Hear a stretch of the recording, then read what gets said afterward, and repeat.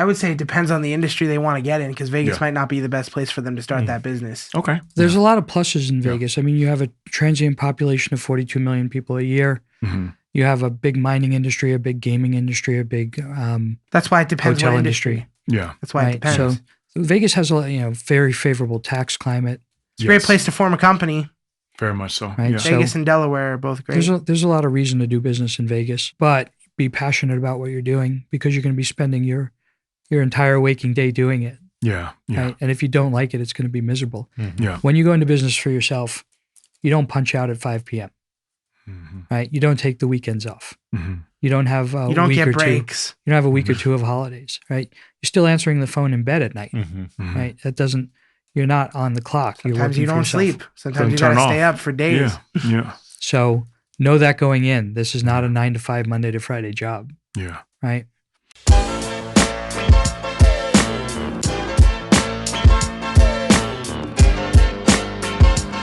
Welcome to Vegas Circle Podcast with your hosts, Paki and Chris. We are people who are passionate about business, success, and culture. And this is our platform to showcase the people in our city who made it happen.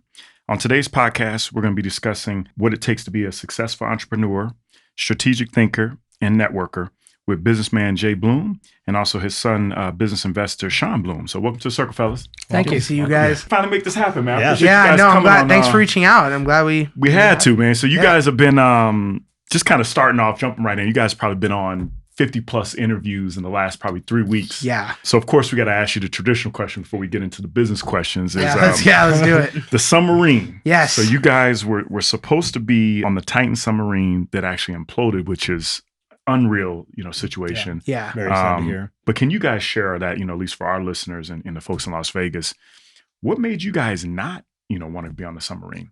And kind of give that whole breakdown. So Stockton Rush originally approached me about a year ago. Okay. Yep. And, conceptually it sounded pretty cool, right? Mm-hmm. Like, and when my son grew up, he was a big fan of the Titanic story.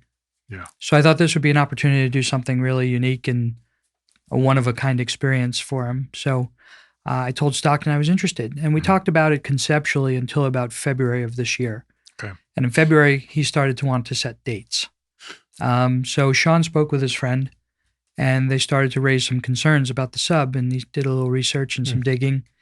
And he came back with concerns about, first he found a video of Stockton showing how he controlled the sub with a consumer-grade Logitech video controller. And that raised some flags for Sean. Yeah. And then from there, he started to look into the carbon fiber hull because nobody else was doing it. And a lot of people warned Stockton off of doing it, actually telling him it was a bad idea. Wow. So Sean brought that to me as well. I told Stockton we had some concerns. And he flew out to Vegas to meet me. We went to the Luxor, to the Titanic exhibition. Oh, okay. Okay. And we walked through that and talked. And then we went to the food court for lunch. And he was explaining to me what the expedition would be like. And then we got into the safety concerns. And he was very dismissive about it. And he told me when he flew into North Las Vegas Airport, which I thought was a strange choice. You said North Las Vegas Airport. Las Vegas Airport. Okay. Usually like Henderson or maybe Harry Reid or... Okay. Yeah, Harry Reid or Henderson I always Executive. forget we have an airport. Same. Okay. Yeah. Because no one goes there. Yeah. It's not a normal airport to go to. I don't think there's an FBO there that's, So he said, I asked him what kind of plane he flew in. He said, I have a 2-seater experimental that I built.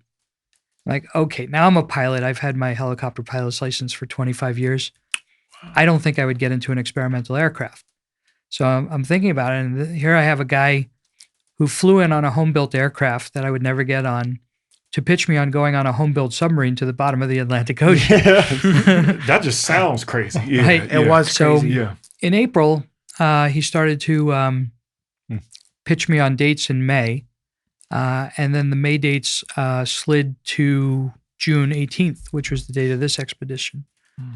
And I just, I didn't want to get into an argument with him about the safety because he was not about to hear anything that he didn't agree with. So I told him I had scheduling conflicts and we'd revisit it next summer. And the rest, I guess, is history. That's unreal. Yeah. Crazy you had that insight to be Yeah. able to look into it a little bit deeper. Because, I'm an Yeah, I know. avid gamer. So me seeing the remote too, I was like, that's a red flag. That's exactly what I said. I found that video before it went viral, like before the news media outlets started posting all about it and stuff. Like, I knew right away when I saw him with the Logitech controller. I was like, bro. And then it was like 2 or 3 touchscreens. And when I told him to ask Stockton about it, Stockton said that me and my other friend who came up with this, conclusion that we probably shouldn't go, Stockton called us misinformed. And we're like, all right, well, then we're not going. Yeah. But this is his baby. When he's so focused on, like you say, you want to get into an argument, he's focused that this is going to happen. I tried to get into a mini argument. It didn't work. Is that right? Okay. He just came back and said that we're misinformed and the submarine's good to over 10,000 feet, no problem. Well, so I watched it for about a week as the sub was missing. And then on Thursday, they said the sub was lost and everybody on board had passed away, was lost. So I posted on Facebook, just for my circle of friends, my 3 or 4 screenshots of my conversations with Stockton about how he's telling me how safe it is. Oh, wow. And he offered me a $100,000 a ticket discount. And yeah, that was a concerning solution because that didn't answer our question. Yeah, I was like, the price point is not the issue here. Yeah. If I think I'm going to die, lowering it from $250 to $150 is is not not going to make a difference. You're missing the issue. So, so on Thursday night, I put this post up with these screenshots of my conversation, my text messages, and I said, tomorrow's never promised, and make today count. And I hit post, and I went to bed. And Friday morning, my phone, both of our phones are like vibrating off the table, and it's Chris Cuomo, CNN. It's so funny because we were literally watching a show together. Like, I was working on something. I was up till like 7 a.m. So like when I was about to go to sleep at 7 a.m., he was just getting up. So he asked me if I was up, and I'm like, yeah, I'm about to go to sleep. And he was just waking up. It was like 7 a.m. And we're like, oh, let's watch this show. We've been watching this show. We were binge watching a show. And he came over and we're watching the show and we're just chilling. And our phone just started going crazy. We're like, what? Because we try not to like look at our phones when we're watching the show because it's like really addicting show. And we're like, what is going on? So then we looked at it and we're like, what? And then these phone calls, CNN, Chris Cuomo, NBC, ABC News, New York Times, New York Post, People Magazine. People Magazine did 4 stories on this. Wow. Called me a hero. You said called you a hero. Yeah. Our heart goes out to all the people that passed away. And the last thing I'll say on there is the son and the father and the son were actually similar to you guys' age, right? Yeah, the son That's was unreal. less than a year difference from Sean's age, and the father was about my age. Yeah. And when I saw it on the news, I'd see like 3 pictures of individuals. There was PH and Stockton and the person from the UK. And then the 4th picture was this father and son.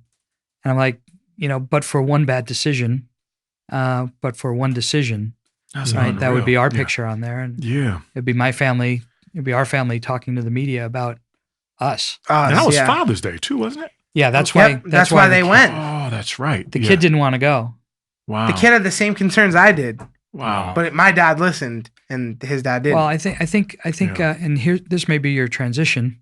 I think Sean was the Titanic fan. With them, the dad was the Titanic fan. Oh, okay. And it's the same mistake that Stockton made.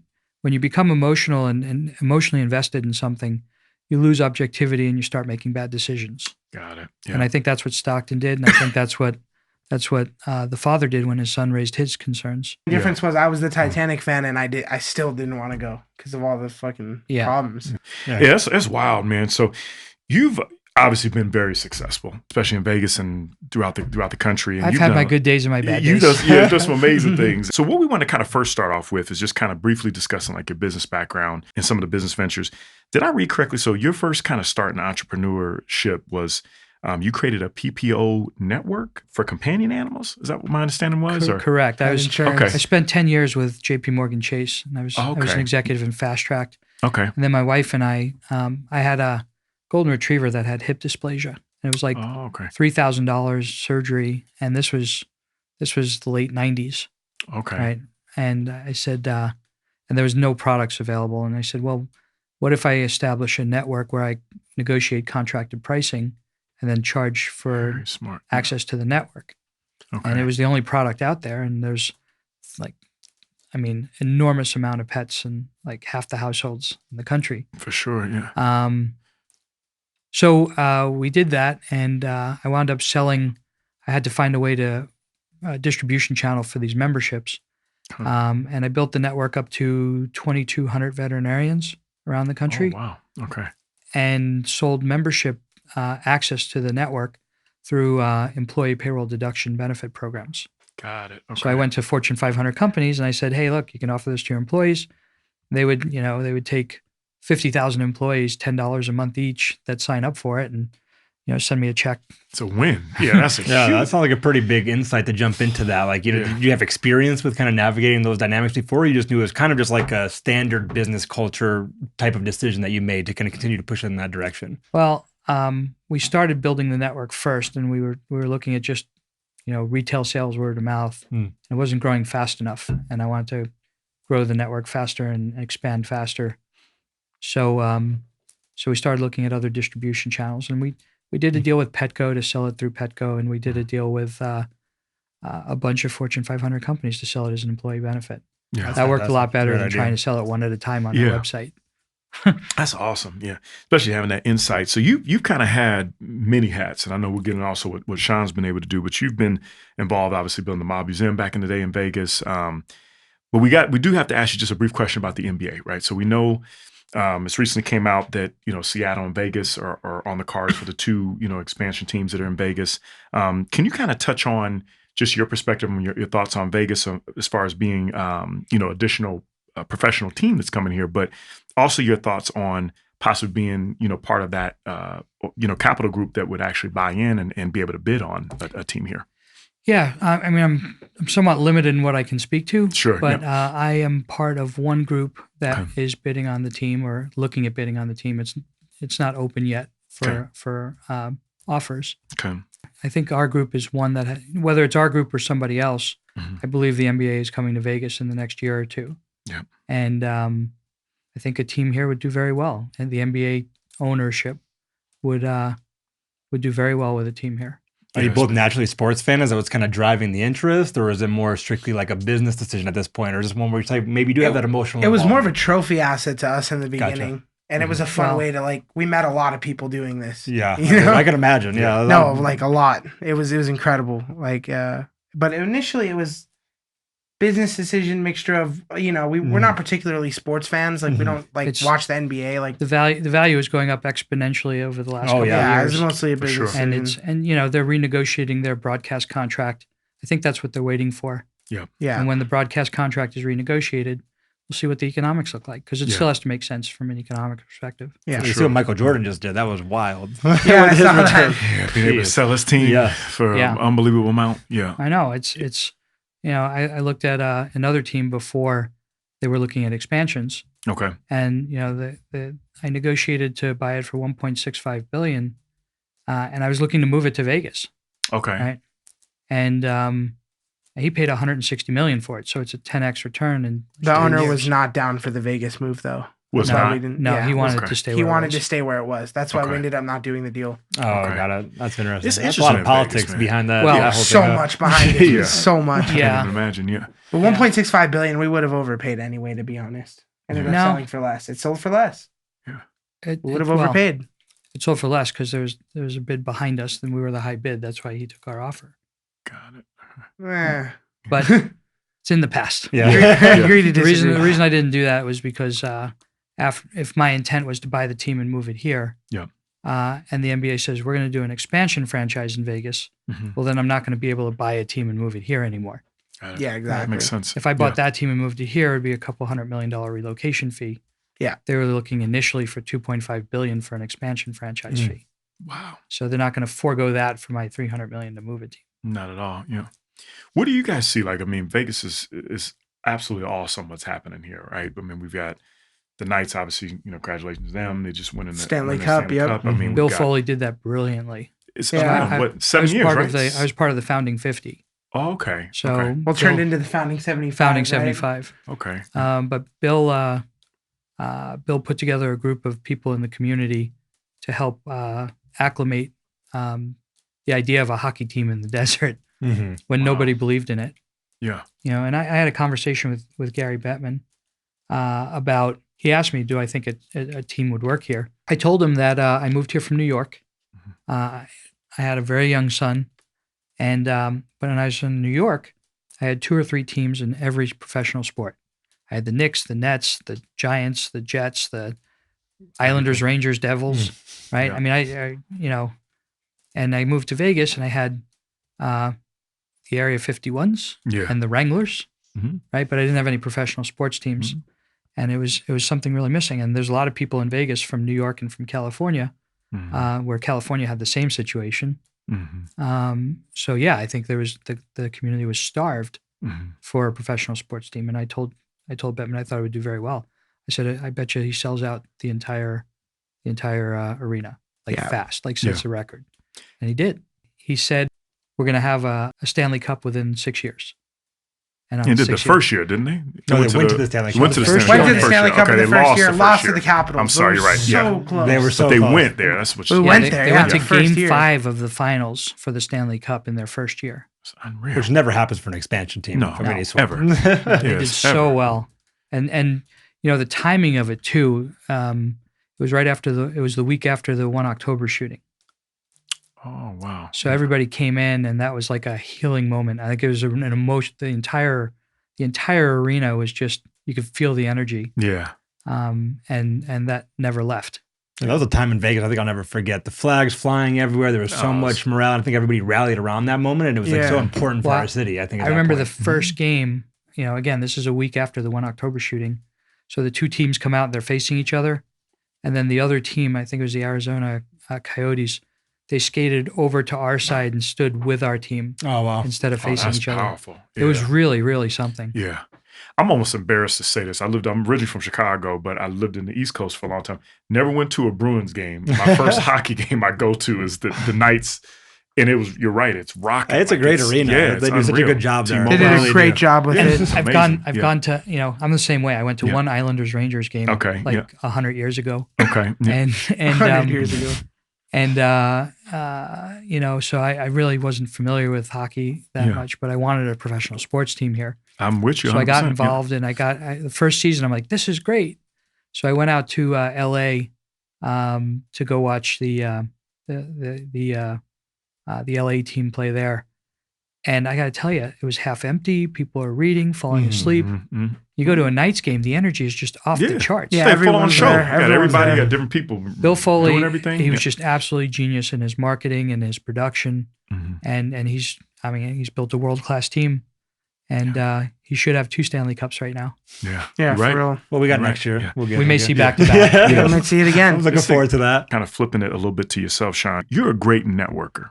Yeah. So that's what we kind of talked about, what you've been able to do to kind of build your brand and be able to meet a lot of different people. What do you believe kind of the qualities of someone that makes them a great networker? The qualities of someone that makes them a great networker. Yeah. I wouldn't say it's exactly a hard thing or you need to have any type of quality to be a good networker. I think you just need to not be afraid to go out there and be confident and meet people. And that's basically what I did. I mean, I just went out there and I met people and I got extremely lucky with the people I met, and I introduced the right people to each other, and I ended up raising money for a bunch of projects, and I got really, really good at it. And my Rolodex just kind of grew from there. I think all it takes is confidence and not caring about what other people think. You know what I mean? Yeah. Just go up to them. If they like you, they like you. If they don't, they don't, Yeah. I think that's one of those underrated aspects of business that people lose sight of a lot. And I always tell Paki, him and I, to me, the most important thing in business is networking. I can't imagine anything else that's more important than that. Maybe luck would be another great one. But well, obviously luck is, I mean, but timing, networking is something you could put conscious effort in building. And, I think when you start learning that, though, learning that confidence, how important is it to have that background of knowing how to put that deal together, knowing how to present that deal to people in a confident way? Like, did you put conscious efforts into that, or just always came a little more naturally? I never put it depends on what it was I was doing at the time, but I didn't really, sometimes I just stumbled upon these situations where I would meet someone out somewhere and they'd be a billionaire or they'd be, a celebrity or whatever it is. And I just started talking to them. It was a lot of my interactions were very random, but it's just all about being a chill person, don't get starstruck, be confident, and just be cool with everyone, you know? Kind of be you. Yeah. Yeah. And then I started introducing everyone to each other, and then it kind of blew up, you know? Yeah. Is it hard, like asking people, like say you do have a great idea and a great deal you want to put together, like, and you need X amount of dollars? It's not hard at all. If I were raising capital for something, or a friend needed help with a project, or if I was doing something for him and he wanted to raise capital for something, I'd go out there and just, you know, you tell people about whatever it is you're doing and partner up with them, you know? I mean, cool. you just hit them up and just be like, hey, I got a project going on here. You know, if you want to hop on a call and talk about it, we can. If not, it's all good. You know? Most of the time they want to, because usually it's something interesting. You know what I mean? Yeah. And I was always looking for those opportunities. And I think when you have somebody like a producer that's facilitating the interaction, it makes a lot of sense. Yeah, no, it really does. It really does. But it's been a huge blessing being able to do what I do, because I've met some of the like world's most interesting people doing it, you know? Yeah, he really turned a corner at 14. Yeah, 14 is probably when I got started. Yeah. 14 is when I'll spare Sean the details of it, but he got starstruck when I took him to meet somebody, and he walked out and he said, "That's never going to happen again." Yeah. And the following week, he was a professional wrestling fan. Okay. And the following week, I took him to meet Hulk Hogan, and he walks in and he goes, "What's up, brother man?" Yeah, that happened. And from that point forward, he's been fearless. Yeah, that's awesome. Yeah, he's met Biden, Obama, you know, and senators, congressmen, judges, governors, doesn't matter. He treats everybody like they're his best friend, and that's awesome. And he doesn't pull any punches. He'll tell you exactly what he thinks. Which you know, he's meeting with. I mean, I have a pretty good Rolodex. His Rolodex is better than mine. Thank you. Awesome. You know, like everybody we've had on the podcast. So it's amazing. And the Vegas Circle podcast is brought to you by RAC Financial. They help new and established businesses with simple, secure, and reliable payment processing. RAC's credit card merchant processing services are unmatched. Visit racfinancial.com today and mention Vegas Circle Podcast.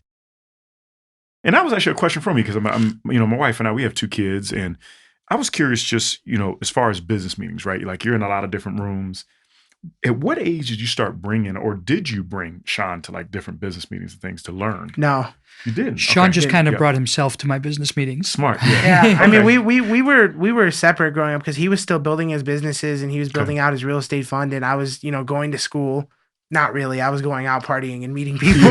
But hey, you build your networking skills. Yeah, basically. And then he saw what I was doing, and you know, we found a perfect partnership with each other. We're like, okay, let's just I'll raise all the money and you do the executing. Okay. You know what I mean? So that's kind of like your business deal, basically. And then I bring interesting people, interesting partners to a lot of the projects we do together. And my best friend Simon too. Is my best friend. He's really good at it too. I met him around the time I got started, and we just networked together like monsters. And it's been a huge blessing to be able to do all this. Yeah. Because I've met so many crazy, interesting people doing it. Yeah. And it's gotten insane now. Like, it's really gotten crazy. It's just a huge blessing for real. For both of you guys, what's probably the biggest objective or biggest roadblock that you've experienced that you've had to really get through, or maybe didn't, you know, get through? There've been a lot. That's 2 separate questions. The biggest objective and the biggest roadblock are 2 different questions. Correct. Yeah. There've been a million roadblocks. I mean, everything we do is big, and we do it to the maximum. So obviously in that field, you hit a lot of roadblocks. I've seen 1,000 business plans, and I've never seen one go to plan. There will always be hurdles. There will always be roadblocks. There will always be unanticipated twists and turns. Very unanticipated, like out of nowhere. Your ability to succeed is directly proportional to your ability to navigate those roadblocks and find solutions. Exactly. But don't think your business plan is how it's actually going to go. Yeah, it never does. Yeah. Never does. Yeah. Even with us, we could go and start a project right now and, you know, give it, you know, put a bunch of money into it, get it to a 9-figure valuation, and it's like, in the middle of all that, you're going to hit roadblocks. Like, it doesn't matter what industry you're in, what the project is based around, you're going to hit roadblocks. Yeah. That's why hard work is so important. You got to be willing to work around it. You got to know how to work around it, and you just can't give up on it. Yeah. If the project fails, ultimately, you know, it fails. It wasn't meant to be. You know, you could revive it, work on it, but you know when you get to a certain point when it's time to stop and move on, you know? Yeah, that would be my follow-up question is, do you have like, most of the time we have small business owners on, and I think, like, to your point, you do things at a scale, like it's a different type of dynamic that you're kind of navigating through. Do you think, like, if you were going to give a recommendation to start small, because obviously you have experience to be able to navigate those bigger type of hurdles, but realistically, that's a pretty hard field to be in. It's a mixture. You're always going to learn new lessons. One of the things I found is it's just as easy to do a big deal as it is a small deal. And that's what gave me my follow-up. Yeah. So is it the same? Yeah. It really is. Like, it's all the same thing. It's just the magnitude of what you're doing. I mean, if you could find a shortcut and somehow get yourself involved in a big deal or start a company and just run it up really quickly as your first thing, then more power to you. I mean, if you want to start small, then don't be afraid to have crazy goals. Yeah. Like, don't be afraid to think that this company is going to make a couple $100 million or you're going to cash out of something crazy. Like, don't be afraid don't limit yourself in what you're doing. But don't make the Stockton Rush mistake and get so emotionally vested. Don't make the Stockton Rush mistake. Don't go down to the bottom of the ocean in a submarine that can't withstand that pressure. Listen to other people that are not as passionate. Hear what they're saying. Don't just dismiss them because they don't agree with you. Because sometimes when you're emotionally vested, you're not seeing things really clearly. Peer review is so important.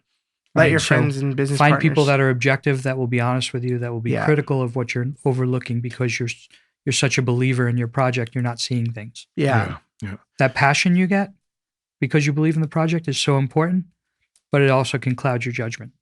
And is when you're getting into a project, do you have to feel that passion about it, or would you strictly go into something knowing it's just a good business decision? I would only do things that I'm passionate about. Oh, okay. I gotta enjoy it. Yeah, it's gotta be fun if we're gonna do it. It's just, we don't like it when it feels like work. Like, we're naturally work hard at whatever it is we do, but it's always fun for us because, again, we're always meeting interesting people and navigating through the problems. Yeah. Even the problems are hilarious sometimes. It's like this is really bad, but it's kind of funny. You know? We take a step back and look at it from a third party perspective. And then it's just like, we're gonna fix it. It's all good. It's much worse when you're in the middle of it. Yeah. And if you were just a third person looking in, you go, really? It's not that bad. Yeah, that's why you gotta like pull the microscope. What's been kind of like your proudest like moment? Is it been a business or a sale of a company? Almost like your baby, you know what I mean? What would that be? Whenever you have something that goes from conceptual to reality, seeing that transition is really fun. It's the best feeling ever. When I did the mob experience at the Tropicana, this was maybe 10, 12 years ago, right? It went from concept to drawing to construction to grand opening. And the grand opening, we had 4,000 people show up. Wow. And we had literally 2 billion impressions in the media around the world. Oh, wow. That's intense. The media picked it up as Mob Wars in Vegas because Oscar Goodman had his mob museum. I had the mob experience on the Strip. So it got global coverage. And that opening day was just electric, because you see something go from vision to reality. That's exciting. Yeah. That's my favorite part in business. That's awesome. Yeah, it is cool seeing an idea come to life. It's crazy. It's a crazy feeling. Especially when you do it on a scale like that, I think, where you're impacting so many people's lives. I think that's the exciting part about it. The Mob Museum was dealt with hundreds of thousands of people probably visited there over the years, millions, if not even. I think we had 4,000 people on opening day. Jeez, that's like it's exciting to be able to impact that many people's lives in a positive way. That's awesome. Yeah. As far as business advice, right? We always ask a lot of our guests, just business advice in general. What would you say to somebody that wants to get in business for themselves? Let's talk about just in Vegas in general, whether it's a small business or whatever it is that they're trying to do. What you said, take it from vision. In Vegas. In Vegas, yeah. Let's say that they were a business owner and they wanted to become a small business owner and put their business out. What would you say to them? I would say it depends on the industry they want to get in, because Vegas might not be the best place for them to start that business. Okay. There's a lot of pluses in Vegas. I mean, you have a transient population of 42 million people a year. You have a big mining industry, a big gaming industry, a big that's why it depends hotel on industry. Yeah. That's why it depends. So Vegas has a very favorable tax climate. It's a great place to form a company. Very much so. Right? Yeah. Vegas and Delaware are both great. There's a lot of reason to do business in Vegas, but be passionate about what you're doing, because you're going to be spending your entire waking day doing it. Yeah. Right? And if you don't like it, it's going to be miserable. Yeah. When you go into business for yourself, you don't punch out at 5 p.m. Right? You don't take the weekends off. You don't have a you don't week get or breaks. Two. You don't have a week or two of holidays, right? You're still answering the phone in bed at night, right? You're not on the clock. Sometimes you don't sleep. Sometimes you gotta stay up for days. Yeah. So know that going in. This is not a 9 to 5 Monday to Friday job. Yeah. Right. A follow-up question to that would be building a side hustle. Do you agree with maybe working your business or working your job and then trying to maybe build a side hustle that could maybe take over, that job that you're currently working? Is that something that you would subscribe to? Yeah. When I worked at the bank, I started that companion animal program while I worked at the bank. Oh, that's awesome. Okay. While I was getting my MBA. So I was full-time student, starting a business, working a full-time job. Wow. Yeah. No excuses there. Yeah, literally no time at all. Yeah. It was. How did you do it? Like that's a hell of an accomplishment. Yeah. I had a lot more energy back then. Okay. Yeah. I don't know if I could do it today, but you need to know what you're signing up for, because it's going to get tough. Mm-hmm. And it gets frustrating when you run into these roadblocks because you're already giving it everything you have, and then the roadblock comes up. Mm-hmm. The best advice I could give would be, when you come across a problem that seems insurmountable, deconstruct it into a bunch of different problems, right? Because a really complex problem that's overwhelming, you just give up and shut down. Mm-hmm. But if you look at it, you go, there's really 20 different problems here, 20 different steps I have to take. Yeah. So you identify the 20 different steps, and then you triage them and say, these ones are the most time sensitive. Mm-hmm. And you take little problems one at a time.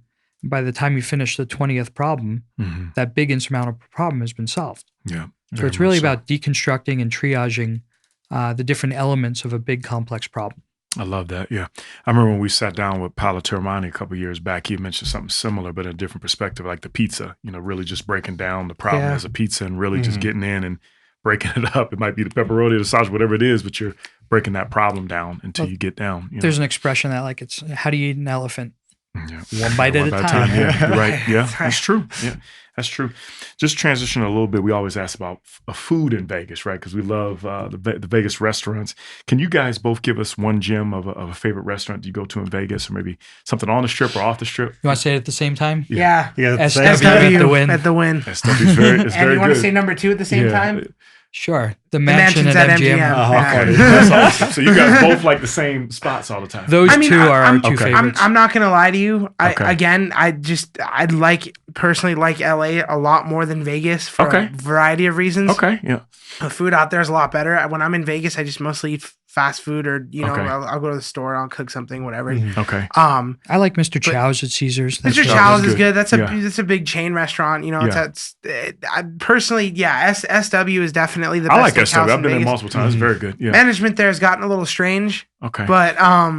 But it's still it's the best food in Vegas for sure. SW, and then the mansions at MGM, which is more. I've never been there. I've never been there. Exactly. It doesn't even pop. Nobody said that one time on our show. There's only 33 villas. MGM spent $200 million building this secret building behind it. It's got a big gate, courtyard entrance, and they can literally make anything in that restaurant. It doesn't matter what type of food you want. You said it's called the Mansions? Is it like MGM Mansions? Oh, that's right. Okay, I know exactly what you're talking about. Yeah. Most MGM employees haven't heard of it. It's an invitation only type of thing for the high rollers. They comp out 90% of the rooms just to high rollers. Oh wow! But if you want to pay for them, it's like $25,000 a night usually starting. Okay. Well, yeah. It's all of my cars that he tells me. We'll take you guys if you want. MGM Mansions is cool. Don't tell.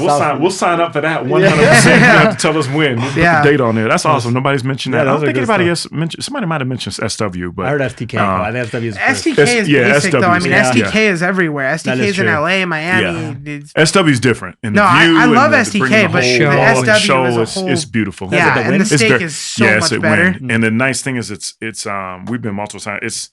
It's like an open field. So you have the show. So it's literally, they open the whole wall up. So you feel like you're outside and indoor. And we talked to the manager the other couple weeks ago, and he said between Sean and I, we've been there like over 1,000 times. Oh, yeah, we've been there over 1,000 times in the last few years. We were there on opening day. Oh, that's awesome. They treat us really well there. Awesome. Well, shout out to them, man. That's good stuff.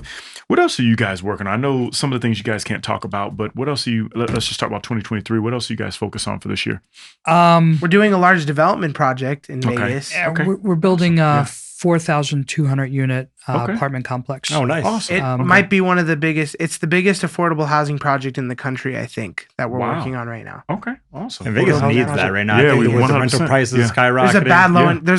There's a bad shortage in Vegas for housing right now. So this is going to help a lot of people. Did you say 4,200 units? 4,200 units. We probably have about 12,000 residents. So you talk about impacting people's lives, right? Yeah, this is a project that's going to help. Mob Experience was a for fun thing. You know what I mean? Yeah. This is going to help a lot of people. This but the housing, project. When do you guys think you'll break ground on that, and when will that actually happen for you guys? First quarter of next year. Well, no, awesome. we'll probably break ground end of next year or the beginning of 2025. Okay. You don't think we're going to start in the beginning of next year?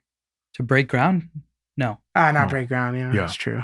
Yeah, but actually be able to start, you're thinking the end of 2024 or beginning of 2025. Awesome. Yeah, we'll probably have a groundbreaking. Awesome. We're excited for that. Definitely needs it in the market. It's gonna be a good one. Yeah. Nevada needs 85,000 affordable housing units, and we only have a couple of hundred housing starts. For affordable housing. So, for sure, there's a lot of people who need a lot of help, and when the economy breaks, it's going to get worse. Mm-hmm. I think the economy is going to break. Yeah. When it does, it's going to get worse. Mm-hmm. We have rents doubled in the last 2 or 3 years. For sure. Right. So we have a housing boom and people are getting priced out. Mm-hmm. Yeah. Right. So it used to be if you spend more than 30% of your gross income on housing, you're low income housing.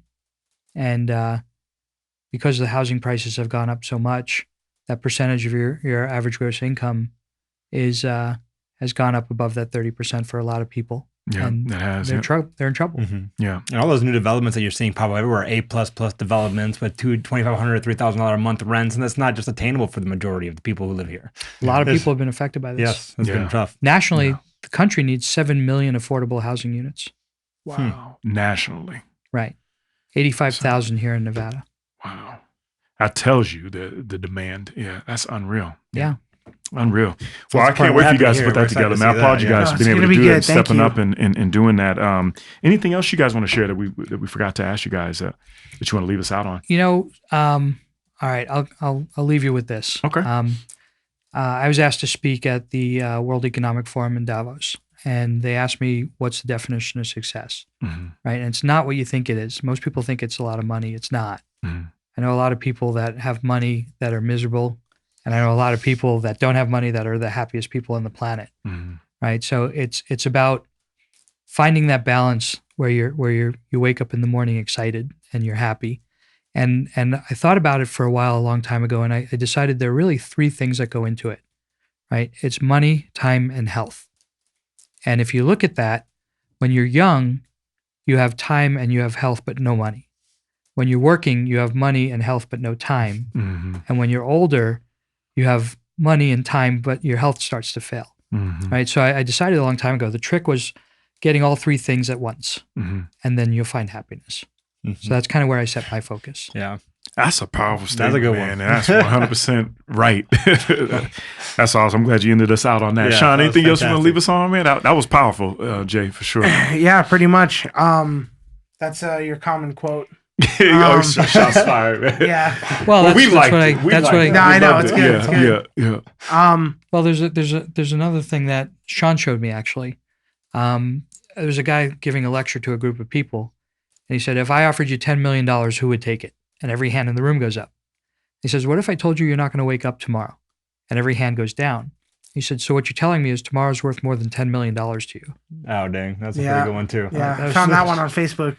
Yeah, that's a good one. That's true. That is true. You're right. Every person would not accept it. I wouldn't. No, I wouldn't at all. The only thing I would close out on is honestly, if we're dropping quotes here, I would just say, live your life to the fullest. Yeah. Don't be afraid to do stuff. Yeah. And don't be afraid to take risks. Just start a business, get into it. Yeah. Don't be afraid. Learn from people. Listen to people that have already made it. Don't be arrogant and think you know more than those people. Mm-hmm. Yeah. Listen to them.